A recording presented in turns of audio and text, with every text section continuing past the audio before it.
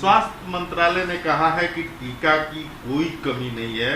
राज्य के कुप्रबंधन के चलते ही कोविड टीकाकरण की बात आ रही है।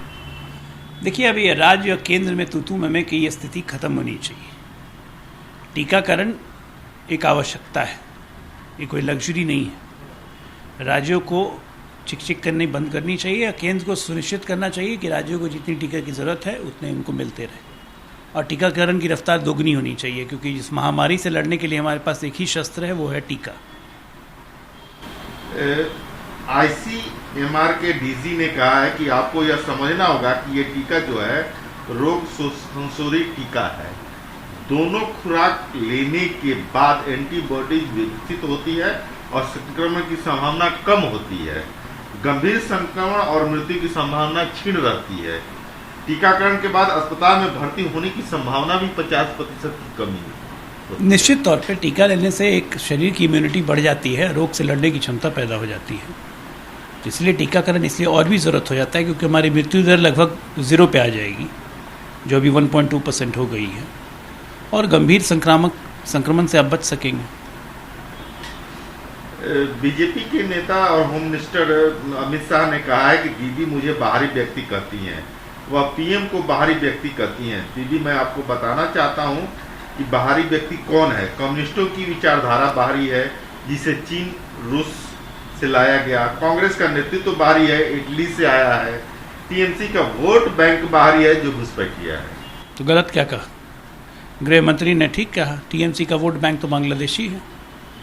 पिछले साल पिछले चुनाव में भी बांग्लादेश से एक्टर एक्ट्रेस बुला के वो प्रचार करवा रही थी। गलत क्या कहा? सच्चाई चुभेगी जरूर, लेकिन सच तो है। ममता बनर्जी ने चुनाव आयोग के 24 घंटे के चुनाव प्रचार प्रतिबंध के खिलाफ धरना दिया। देखिए, ये सब नौटंकी है, राजनीति में सब चलते रहता है। धरना पे बैठेंगी तभी ना टीवी में आप लोग दिखाएंगे उनको दिन भर, नहीं तो कौन पूछता। इसी बहाने घूमने रही है, लेकिन दिख रही हैं दिन भर। बिहार में कोरोना महामारी भयंकर रूप लेते जा रहा है। बिहार विधान परिषद के 25 कर्मचारी कोरोना पॉजिटिव पाए गए। 2 लोगों की मृत्यु हो गई है। आज ही एक कर्म सहायक की मृत्यु हुई है। इसके बाद विधानसभा के परिषद के सभापति ने अगले 18 अप्रैल तक विधान परिषद के सारे कार्यालय बंद करने का आदेश दिया है। निश्चित तौर पे गंभीर स्थिति पूरे देश के लिए, बिहार उसे अछूता नहीं है। कोरोना संक्रमण को बढ़ते हुए देख हम सबका ये दायित्व बनता है कि ज़्यादा से ज़्यादा इसका बचाव करें, सजग रहें, सचेत रहें।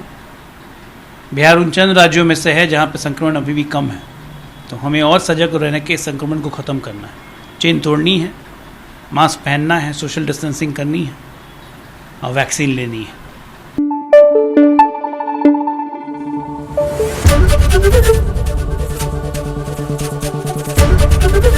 एबीपी न्यूज आपको रखे आगे।